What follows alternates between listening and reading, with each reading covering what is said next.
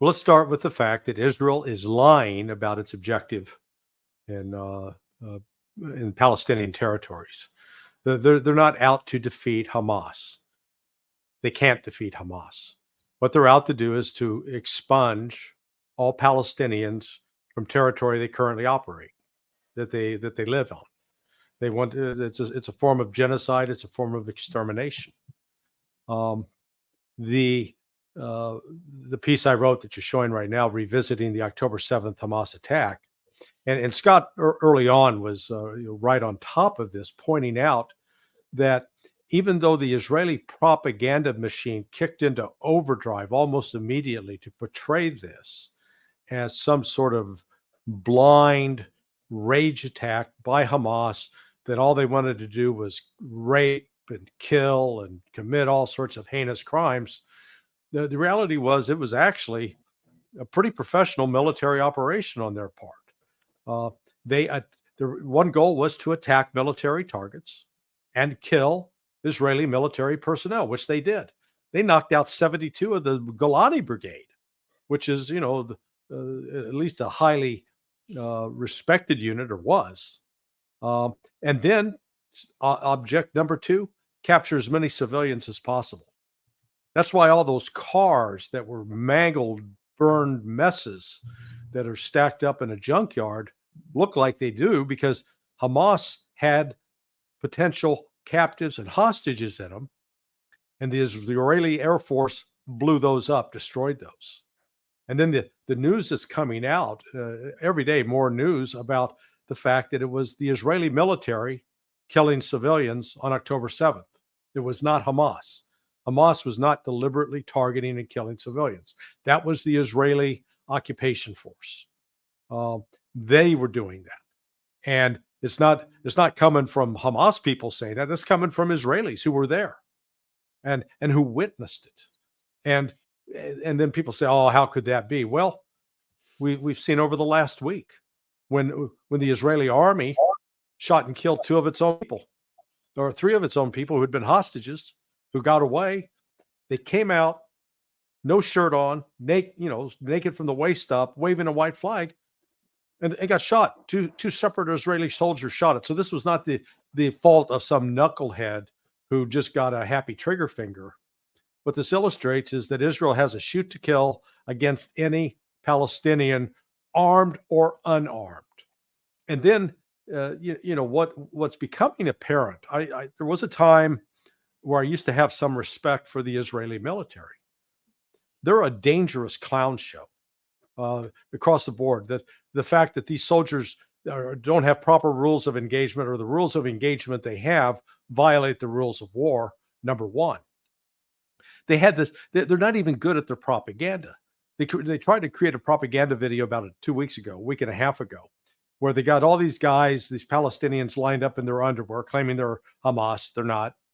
And this chubby guy comes out from behind. Now, they're in their underwear. He's in his underwear. He's got an AK rifle in his left hand and an empty magazine in his right hand. And he walks up and puts it down. First question is, how do you disrobe somebody and then give them a damn gun? Who does that? I queried one of my buddies tonight he served in Vietnam with the Army. And his name is Larry too. I said, hey, Larry, when you were going through basic training, didn't they instruct you that you first, if when you capture someone from North Vietnam, that you strip them to their underwear and then you hand them a gun, right? And he goes, no, of course not. But the best part of the story is that then you get another video, the same video it looks like, except this time the guy's got the rifle in his opposite hand, in his right hand, and the magazine's in the left hand. So they were staging this.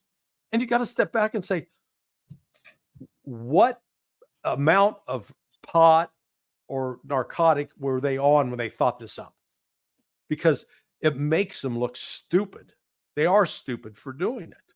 So the entire point of my piece is just that what we've seen is a military that's out of control, that's unprofessional, that's poorly trained, that's poorly led, and they are wantonly killing civilians. Scott, if you want to jump in.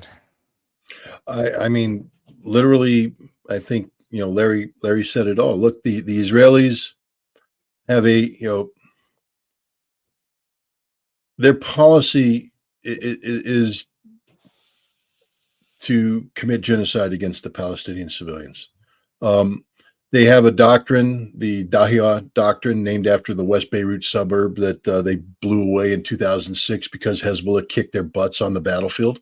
So they said, well, if we can't beat them militarily, we'll punish the civilians so much that they'll never allow Hezbollah to fight us again. How's that working out, Israel? But then they implemented that repeatedly against the Palestinians. And what we're seeing right now is basically Israel knows that it can't militarily defeat Hamas. I mean, I'm not on the battlefield, but I can just tell you that common sense dictates that when an opponent that is well prepared as Hamas was, and Larry pointed out, this attack on October 7th was one of the finest military raids conducted in modern history. The intelligence in preparation, the training, the tactics of Hamas were, impeccable. They had fantastic intelligence. They knew what they wanted to do. They know who they wanted to do it to, where they needed to go. They knew the timings, and they executed it. Then they came back. The reason why they took all those people hostage was to create bait. And then you create so that Israel now has to come into your battlefield. Now, if you took all the time and effort to plan this October 7th event, do you think that, and you were trying to lure Israel in, do you think maybe that you had prepared this trap, that you were anticipating what Israel could do? Of course they did. They knew that Israel was going to bomb the living crap out of the above ground. That's okay from Hamas perspective, because A, you create cities of rubble that now make it impossible for Israel to operate effectively. They should have learned that from, say, Stalingrad or Monte Cassino. But below ground, you have 500 kilometers of tunnels that aren't just haphazard. These tunnels have been thought out in advance. Majority of these tunnels don't terminate on the surface. If you take a look at the Hezbollah videos, when their guys are emerging, you'll see that they've had to open up a thing and clear out about 6 to 8 feet of earth to get out of the tunnel. Why? Because the Israelis can't come in with some basic, ground penetrating radar and detect it.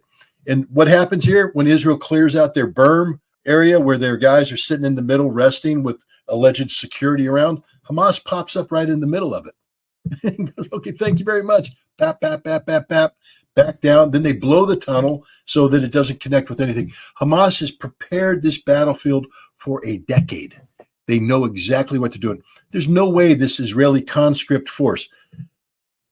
Larry, what's the average age of an American Marine major? Probably 32. Yeah, not 23 though. Right. Yeah. Okay, yeah. So you got these Israeli majors, field grade officers, 23. What's the average age of, say, a staff sergeant? Yeah, about 28, 29. But not 19. Yeah. Okay, so what we got to understand is you have this army, this Israeli conscript army, that is putting people in command positions.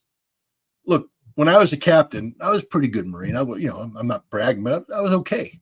I was all right. But I have to tell you, every time somebody hit me with a problem, I went, Staff Sergeant, Gunny, come in here and educate the captain, please.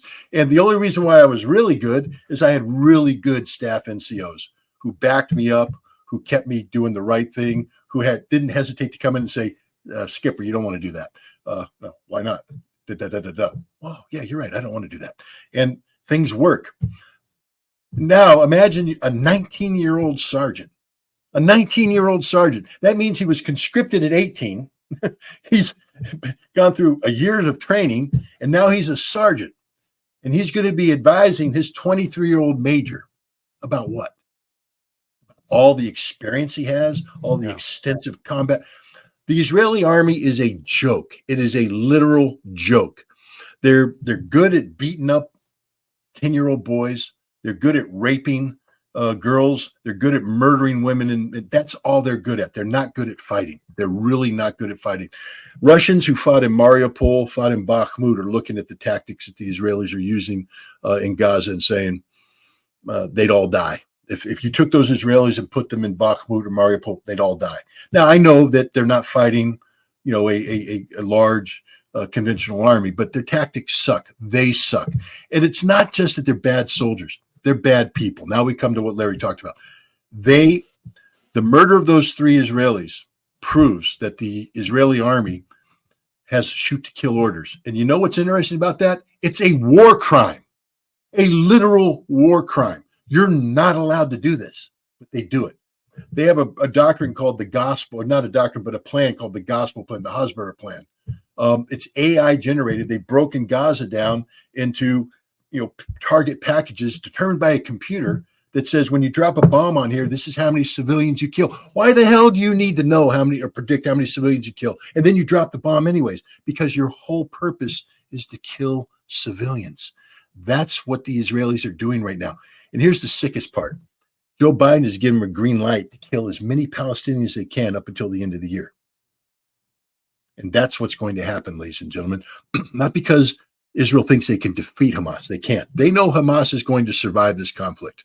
What they're trying to do is terrorize the Palestinian people so much that when this is over, the Palestinian people will never let Hamas do an October 7th again. And it's going to backfire because the Palestinian people have rallied around Hamas like they've never rallied behind them before. If there was an election today in Palestine, Hamas would win across the board. 76% support right now. That's amazing. You can't destroy them militarily. Politically, you've empowered them, and the Palestinian people are behind them. This has backfired like you wouldn't believe on Israel. And Israel's suffering what I call a strategic defeat right now. And if they're not careful, the whole solution was always, the solution, the school book solution was always a 2-state solution. Everybody talked about a 2-state solution. Oslo was premised on a 2-state solution. Well, Netanyahu has just admitted that he was never going to let that happen. He's been sabotaging it from day one. And the Israeli behavior right now, no one can ever trust Israel again. Israel has destroyed its reputation. It is a disgusting, despicable, genocidal regime that will never change. The day of Yitzhak Rabin is over. He was assassinated by a Netanyahu supporter, and Israel has fundamentally changed. I think Israel's talked itself into a 1-state solution, and it ain't the one that Israel thinks it wants to have. Because I honestly believe what Israel's done is guarantee that in a decade there won't be an Israel. There'll be a Palestine.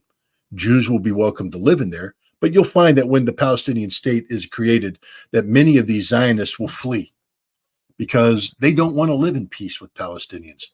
They are what I call the Brooklyn Jew class.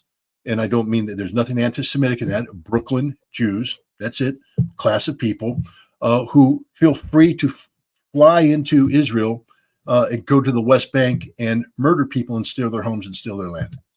And when confronted about it, they say, that's what we get to do. The courts back us up. The soldiers are there. These are Americans who go to Israel to murder Palestinians and steal their land. They aren't going to stay in Israel. They're going to try and come back to America. I'd like to believe that we pass laws that say you're not welcome back here. You're on your own. But it's over for Israel. I think Israel has talked itself out of existence. That's the real implication of this fight.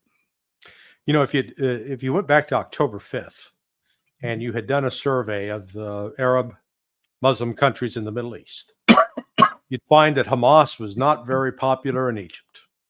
Hamas was not popular, not much support in Saudi Arabia at all. Ditto for Jordan and for Turkey.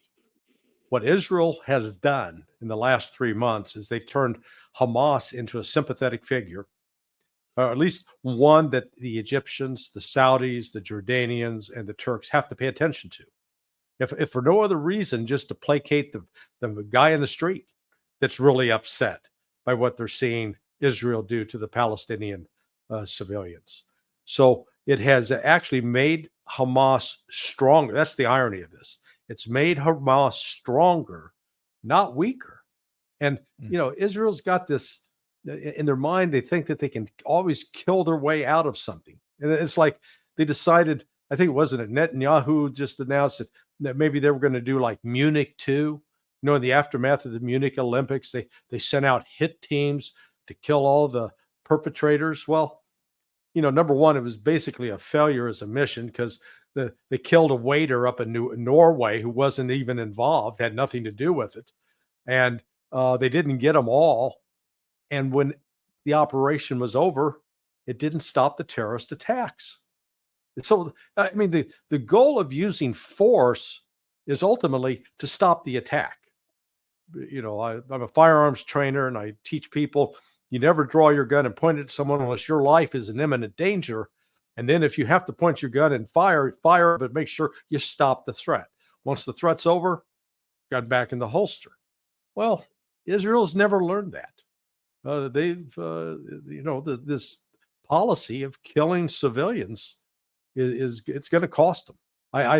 It's bad when a friend of mine, she's Jewish, she's a daughter of a Holocaust survivor, and I was at her house 2 nights ago. They had sort of a holiday party, and she comes up to me and whispers. She goes, "I'm watching what's going on over there, and the Israelis are doing to the Palestinians what the Nazis did to my mother."